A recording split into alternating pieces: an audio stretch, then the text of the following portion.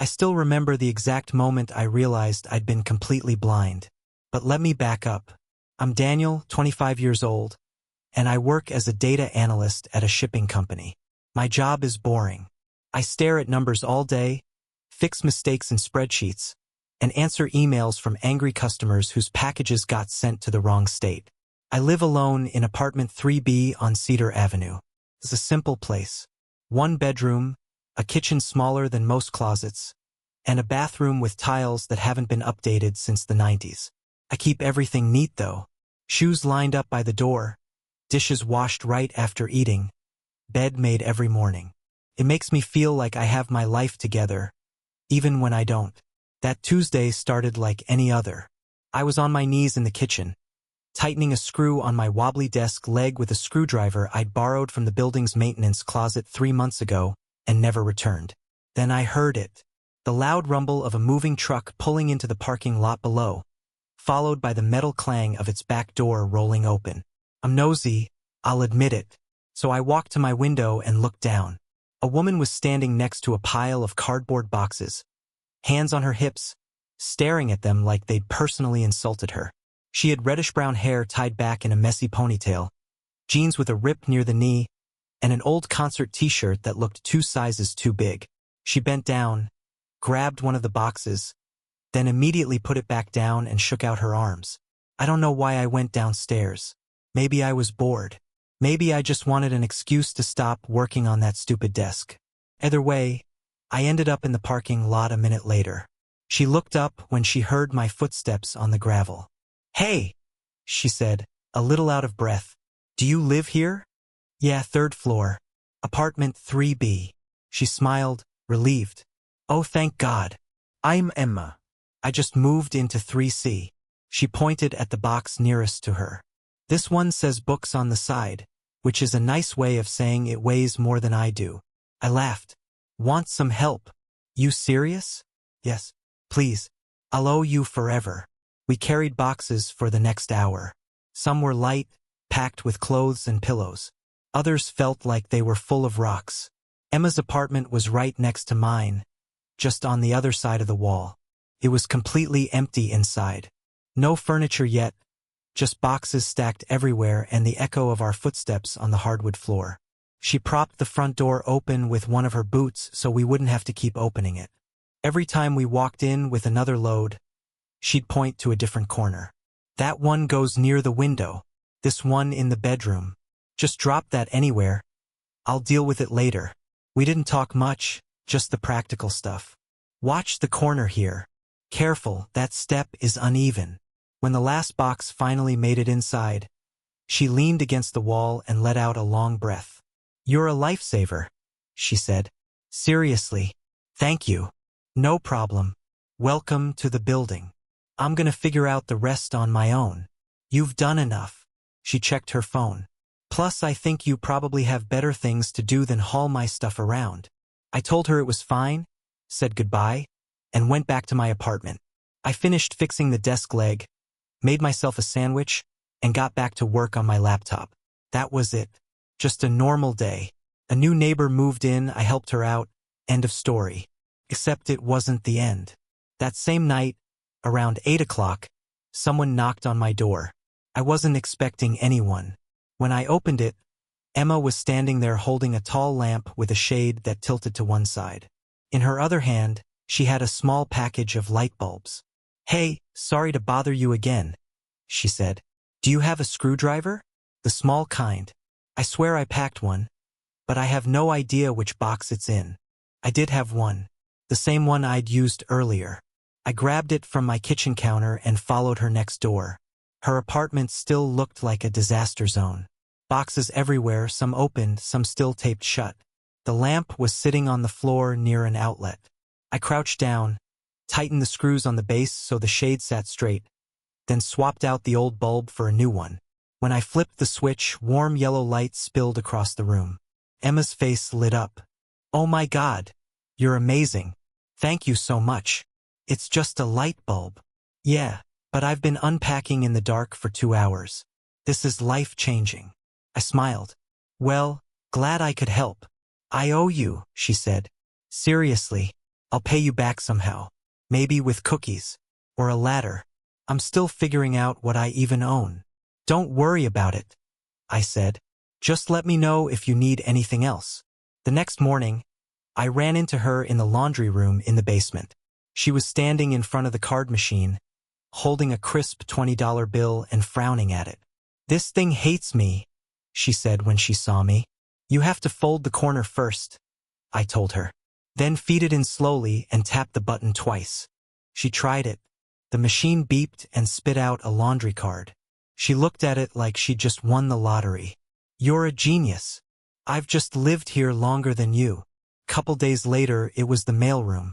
I was grabbing my mail when I heard her cursing softly behind me. Her key was stuck in her mailbox lock and wouldn't turn. I reached over and jiggled it a specific way, pulling it toward me slightly while twisting. Clicked open. How did you do that? She asked. Practice. That lock's been broken for months. Then it was her internet. She knocked on my door one afternoon, looking frustrated. My Wi-Fi won't connect. The lights on the router are on, but nothing's working. I went over and checked. The cable wasn't screwed in all the way. I tightened it, waited a few seconds, and her laptop connected. You're basically a superhero at this point, she said. I laughed. I think superheroes do slightly more important stuff. Not to me, they don't. Each time she needed something, it was small. Each time I helped without thinking much about it. She was new to the building. I was right next door. That's just what neighbors do when they're decent people. At work the next day, my coworker Marcus leaned over the divider between our desks. You seem less grumpy than usual. What's going on? Nothing. Just helped my new neighbor move in. He raised an eyebrow. New neighbor, huh? Goo? I didn't say that. You didn't have to. Is she single? I don't know, Marcus. We've barely talked. He grinned. But she keeps asking you for help, right? She's settling in. People need help when they're settling in. Sure, he said, leaning back in his chair. Or maybe she just likes talking to you. I rolled my eyes and got back to work. Marcus always saw romance in everything. Last month, he was convinced the woman at the coffee shop was flirting with him because she remembered his order. Turned out she remembered everyone's order. That was literally her job. Friday afternoon, I came home to find a sticky note on my door. The handwriting was neat and curved. Sorry for all the knocks. Last one, I promise. Do you know where the circuit breaker is? Emma. I found her in the hallway a few minutes later. She was standing outside her apartment door, holding her phone. Hey, I said. Got your note. Oh good. My power went out like an hour ago and I have no idea what I did. It's probably just the breaker. Come on. I'll show you. We went down to the basement together. It was dim and smelled like old concrete. Emma followed close behind me, using her phone's flashlight to see. The breaker panel was on the far wall, labels written in fading black marker. I found the one for 3C and flipped it back on. That's it? She asked. That's it. We walked back upstairs. When we got to the third floor, she stopped outside her door and turned to me. Thank you, Daniel. Seriously. You've saved me like 5 times this week. It's really not a big deal. It is to me. She smiled, and for a second I thought she was going to say something else. But she didn't. She just unlocked her door and went inside. Back in my apartment, I reheated leftover pasta and ate it standing at the counter. Through the wall I could hear muffled sounds. Boxes being moved. Music playing softly, some kind of acoustic guitar stuff. I washed my dish, wiped down the counter, and checked my work calendar for next week. Everything looked normal. Meetings, deadlines, the usual. If I'd been paying closer attention, I might have noticed things. Like how Emma and I always seemed to leave our apartments around the same time in the mornings. Or how her knocks had a rhythm I was starting to recognize. But I wasn't looking for patterns. In my head, this was just what happens when someone new moves into the building. You help them out, you're friendly, and then you go back to your own life. I had no idea I was missing every single sign she was giving me. The next morning, I was carrying a bag of trash to the dumpster when I saw Emma in the parking lot. She was bent over, trying to lift a huge potted plant that clearly didn't want to move. Her face was red and she was muttering something under her breath. Without thinking, I walked over and grabbed the other side. "Where's this going?" I asked. She jumped a little, surprised. "Oh, my balcony. But you don't have to. It's fine. I'm already here." We carried it together up the stairs and onto her small balcony. The plant was some kind of fern, heavy and awkward. We set it down in the corner and both took a step back, breathing hard. "You keep showing up at exactly the right time," she said, tucking a strand of hair behind her ear. I shrugged. "I live 10 feet away. It's bound to happen." She smiled. "Well, thanks." Again. There was this moment where neither of us said anything. It wasn't awkward exactly, just quiet. Then she rubbed her arms like she was cold, even though it wasn't, and I mumbled something about needing to get ready for work. At lunch on Monday, Marcus asked if I'd figured out my neighbor's deal yet. "What do you mean, her deal? Like, why she keeps asking you for stuff?" "Because she's new and needs help." He chewed his sandwich, looking at me like I was an idiot. "Or she just likes talking to you." "She's not. It's not like that. Dude. When someone asks you for help every single day, it's not about the help." I didn't argue. I just tossed my napkin in the trash and went back to my desk. Marcus meant well, but he didn't get it. Emma was independent. She could figure things out on her own if she wanted to. She was just being friendly. 2 weeks went by. Emma's knocks became part of my routine. Sometimes I'd hear her drop her keys outside her door, followed by a soft, "Daniel?" through the wall. One time it was a jar of pasta sauce she couldn't open. Another time it was a shelf she wanted to hang but didn't trust herself not to put a hole in the wrong spot. I started joking that I should charge her. "How much do you want?" she asked, laughing. "I don't know. What's the going rate for neighbor services?" She disappeared into her apartment and came back with a candle. It smelled like lavender. "Here. Now you'll always remember you're doing charity work." I took it back to my place and put it on the windowsill. I never lit it, but every time I walked past, I noticed it. Somehow it made my apartment feel less empty. One Saturday, I came back from the gym and saw her in the hallway, crouched on the floor, trying to fit a new rug into the space in front of her door. The rug was too big. She'd folded the edges under, but it looked lumpy and wrong. "Need help?" I asked. She looked up. "Only if you promise not to judge my measuring skills." I helped her trim the edges with my pocket knife until it laid flat. When we were done, she stood back and admired it like we'd just finished building a house. "Perfect. Thank you." Before I could leave, she asked, "Do you like tea?" Yeah. Sure. Good. Because I bought way too much and I don't know anyone else in this building yet. Her apartment had changed a lot in 2 weeks. She'd hung curtains, put up a few framed pictures, and organized most of her books onto a shelf. It smelled like jasmine and something sweet, maybe vanilla. She poured us each a mug of tea and we sat on her couch. "You've basically kept me from losing my mind since I moved in," she said. "I think you would have survived. Maybe. But I would have broken a lot more stuff." We talked for almost an hour. I learned that she worked from home as a freelance writer, mostly doing content for websites and small businesses. She grew up in a town 2 states over, the kind of place where everyone knows everyone. She'd recently ended a long relationship. She didn't say much about it, just that it ran its course, and they both knew it was time to move on. She asked about my job. I told her it was boring, which made her laugh. "It can't be that bad. I spend 8 hours a day looking at spreadsheets. It's exactly that bad." "Well, at least you're good at fixing things." When I finally stood up to leave, she walked me to the door. "Next time I'll actually cook something," she said. "Or at least order real food." "Sounds good." The next few days were quiet. I didn't see Emma at all. No knocks, no hallway run-ins, nothing. I figured she was busy with work. But part of me noticed the silence. I'd gotten used to the interruptions, and now that they were gone, my apartment felt too still. Then on Thursday evening, she showed up at my door holding a tangled mess of string lights. "Okay, I know I keep saying this is the last favor," she said, But if I can get these to work, my living room might actually look like a real person lives there.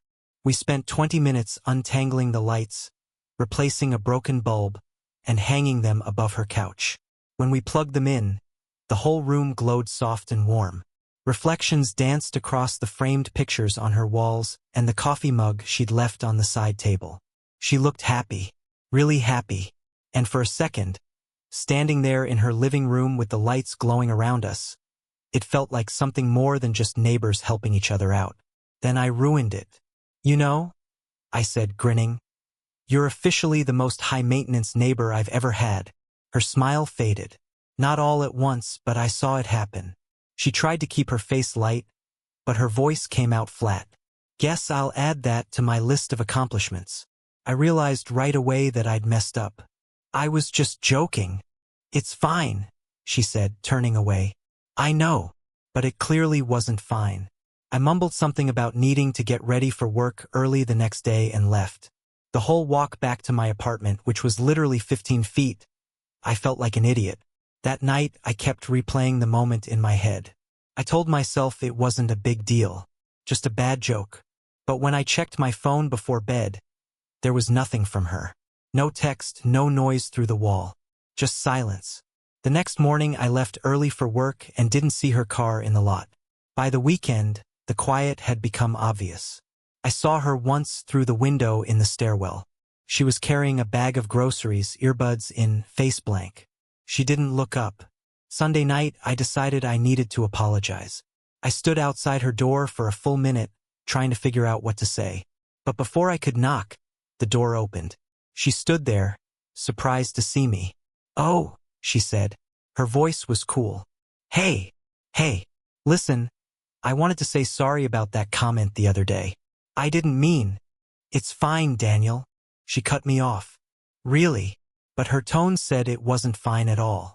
I tried again. I didn't mean it the way it sounded. She sighed and leaned against the doorframe. You've been great. Seriously. But sometimes I feel like I could write it in giant letters on my door, and you'd still think I just need help changing a light bulb. I blinked. What do you mean? She let out a dry laugh, the kind that doesn't sound happy. Never mind. Forget it. Have a good night. Then she said it. The thing that made everything click into place. Don't men ever notice signs? She shook her head and closed the door. Not a slam, just a soft, gentle click. Somehow that made it worse. I stood there staring at the wood, her words echoing in my head. When I finally walked back to my apartment, it felt like the air had shifted. Everything suddenly made sense. The candles, the tea, the way she always lingered after I helped her with something. She hadn't been asking for help. She'd been asking me to see her, and I'd completely missed it. I felt like the biggest idiot in the world. Not because I didn't notice, but because I'd made her feel stupid for trying. I sat down on my couch and stared at the lavender candle she'd given me, still sitting on the windowsill where I'd left it. For the first time, I picked it up, struck a match, and lit it. The smell filled the room, warm and calming. Through the wall, I could hear faint music playing from her side, something soft and sad. I wanted to knock on her door right then, to tell her I finally understood. But I didn't, because for the first time since she moved in, it was my turn to figure out how to reach her. I didn't sleep that night. Emma's question kept playing over and over in my head like a song I couldn't turn off. Don't men ever notice signs? It wasn't anger I'd heard in her voice. It was something worse. Disappointment. Like she'd been trying so hard and I just looked right past her. I'd made her feel invisible when all she wanted was to be seen. The next few days were the quietest the building had ever felt. No footsteps from her apartment. No coffee grinder buzzing through the wall at 7 in the morning. No music playing softly in the background. Nothing. I found myself stopping near my front door sometimes, just listening, hoping to hear something, anything. But there was only silence. By Thursday, I couldn't take it anymore. I remembered her mentioning a tea shop 2 blocks over, the one where she got her favorite blend. I walked there during my lunch break. The place was small and smelled like herbs and flowers. I bought 2 cups. 1 green tea, 1 chai latte with extra cinnamon, the way she described liking it. Back at the building, I left one outside her door with a note scribbled on a napkin. No more signs needed. Just there. Daniel. When I got home from work that evening, the cup was gone. But there was no reply waiting for me. No text on my phone. No knock on my door. I sat on my couch staring at my phone, wondering if she'd even drunk it or just threw it away. Maybe she was done with me. Maybe I'd missed my chance. Saturday morning, I was taking out recycling when I spotted her in the parking lot. She was loading grocery bags into her trunk, wearing sunglasses even though the sky was gray and cloudy. I walked over, my heart beating faster than it should have been. "Hey," I said. She glanced up. "Morning." Her voice was neutral, polite, like we were strangers who happened to live near each other. I tried to find the right words. "Listen, about the other night, I didn't mean to make you feel like..."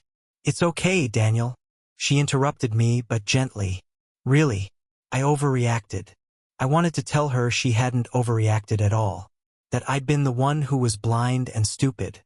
But before I could get the words out, she closed her trunk and said, "I've gotta go. See you around." Then she got in her car and drove off. I stood there in the parking lot holding a bag of empty cans, feeling like I just failed a test I didn't know I was taking. The weekend dragged. I cleaned my apartment just to have something to do. I wiped down counters that were already clean.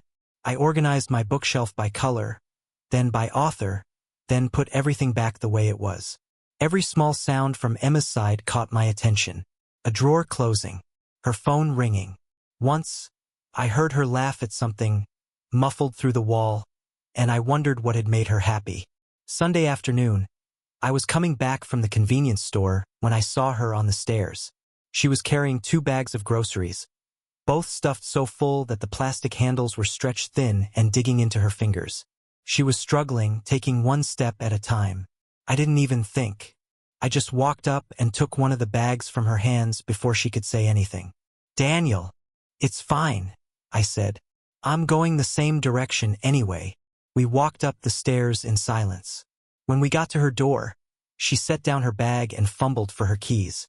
I stood there holding the other bag, not sure if I should say something or just leave.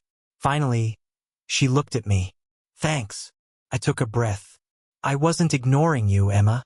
I just didn't see it. And you deserved better than that." She studied my face for a long moment.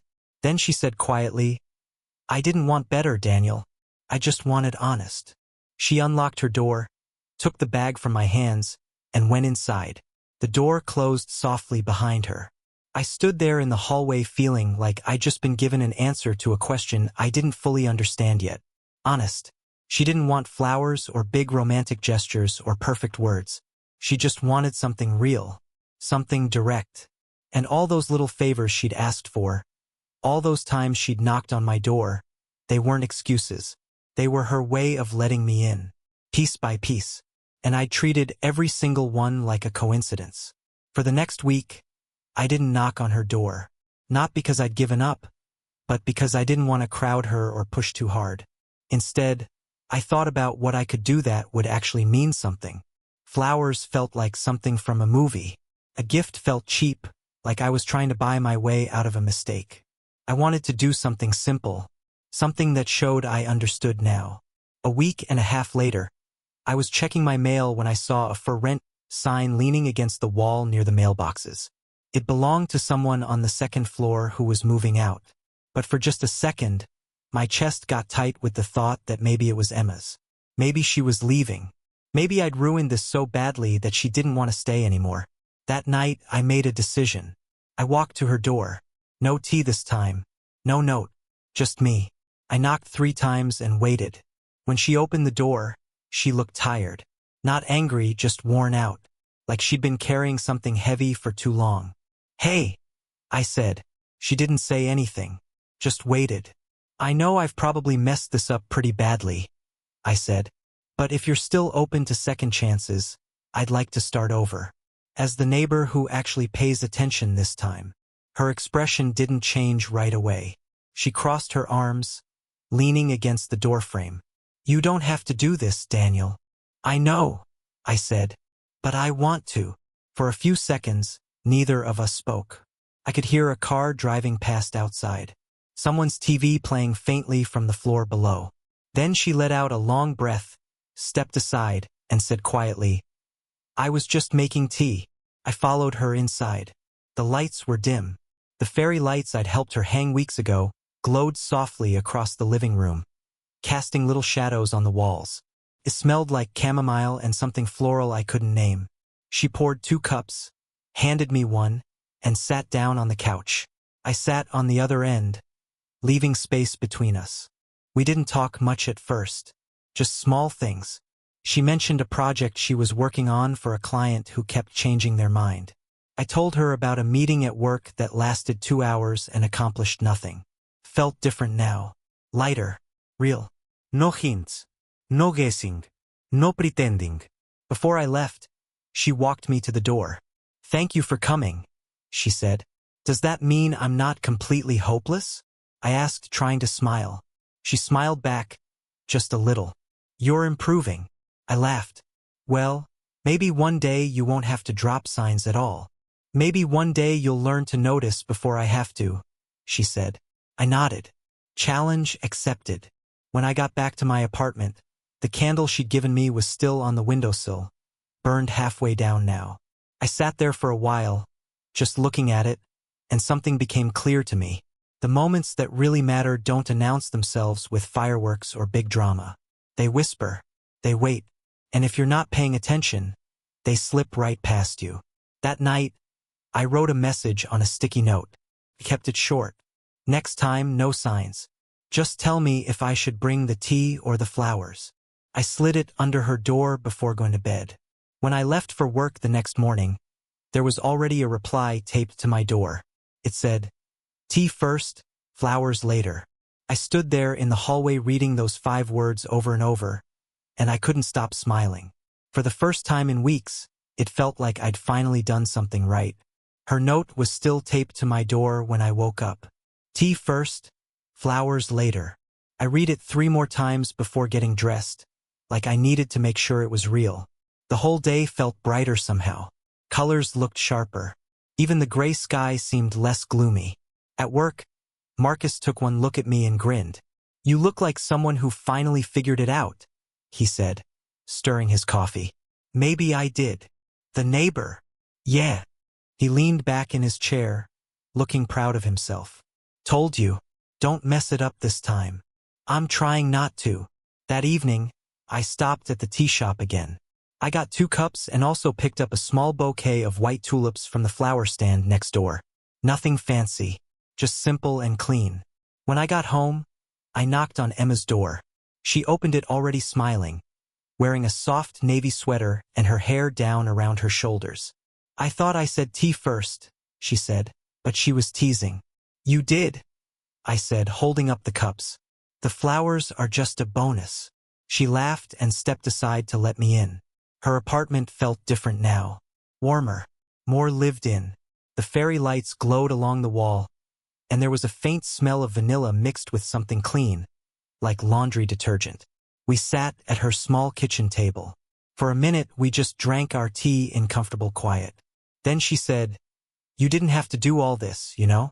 "I know, but I wanted to. And you were right, by the way." "About what?"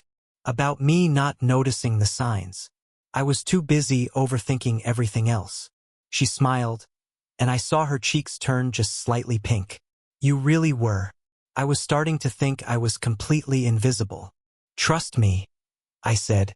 "You weren't." The air between us felt lighter. No awkwardness. No tensión. Just something new and fragile and real. Over the next few weeks, I made small efforts to show her I cared. Not big gestures, just steady ones. When I knew she had an early client meeting, I'd leave a cup of tea outside her door in the morning. If I saw her carrying groceries, I'd grab a bag without asking. She mentioned once that her cabinet door squeaked, so I fixed it the next day while she was working.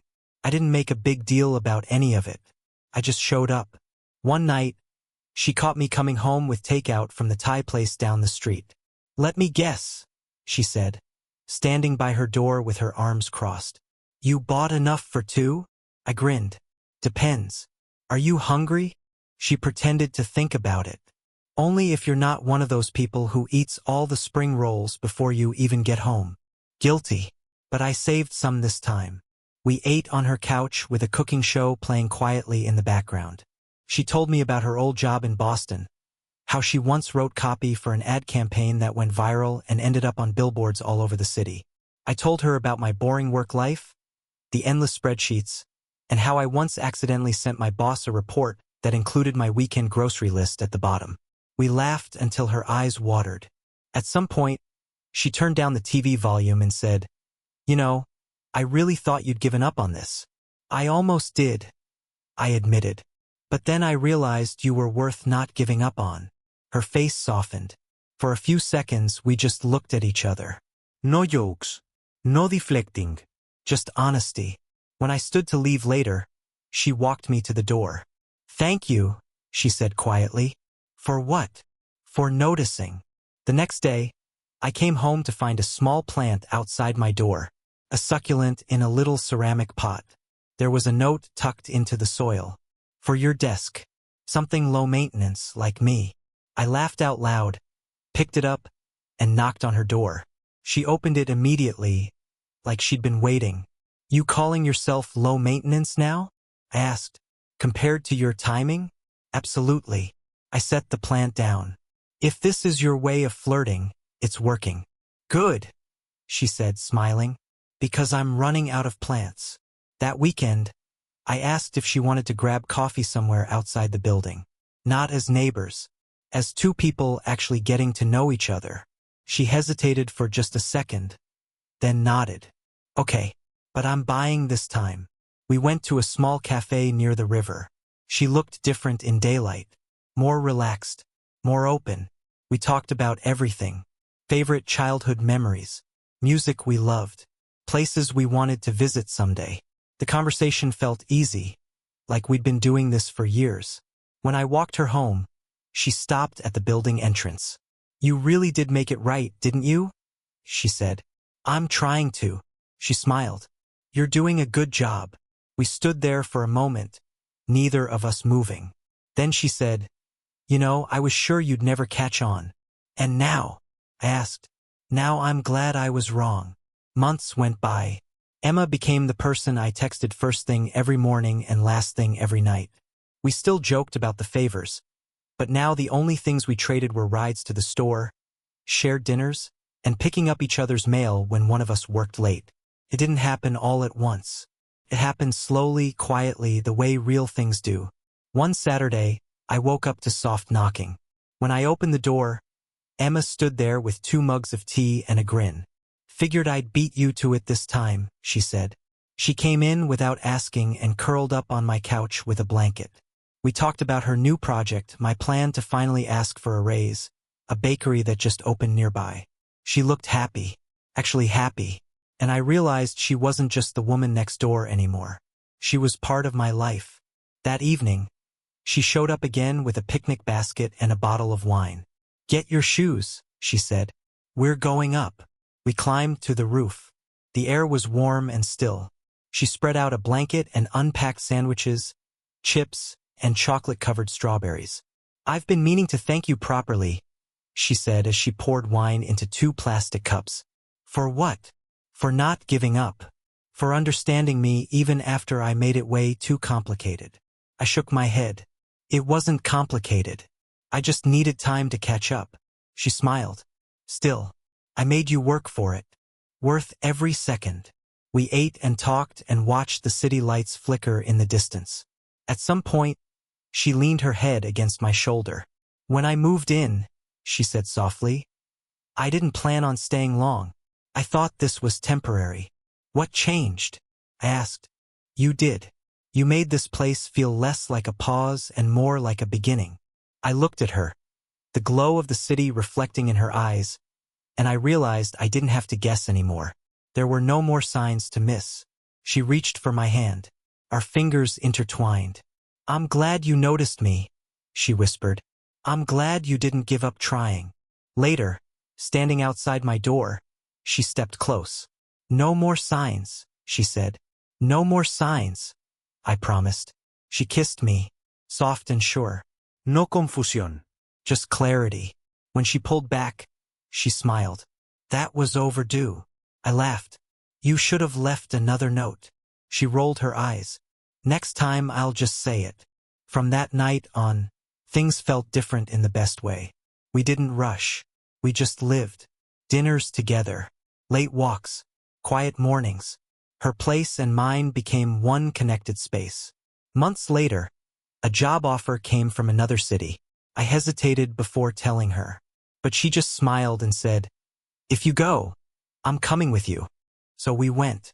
We found a new apartment that smelled like fresh paint and felt like possibility. Life didn't turn into a fairy tale. We still had bills and arguments about which tea was better. But it was real. It was ours. And every time she smiled at me, I remembered the girl with the boxes, the lamp, the candle, and the question that started everything. Don't men ever notice signs? Now I know the answer. We don't always need signs when we're lucky enough to meet someone patient enough to teach us how to pay attention.